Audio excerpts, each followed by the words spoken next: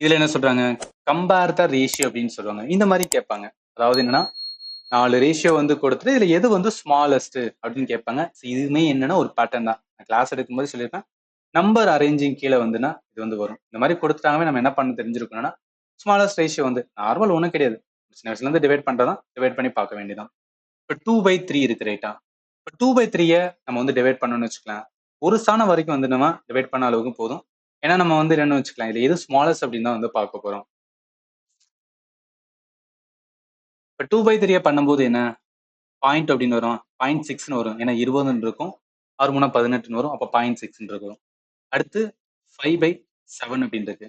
So 5/7 இதுவும் 0ல தான் ஆரம்பிக்கணும். 50 அப்படின்னு வரும். 7 7ல வந்துன்னா 49 வரும். 0.7 அப்படின்னு போகுது. இது வராது.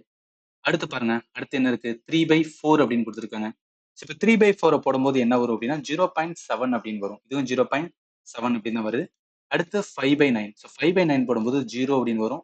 அதுக்கப்புறம் 50. ஸோ 50 இருக்கும்போது என்ன அப்படின்னு பார்த்தீங்கன்னு வச்சுக்கலாம்.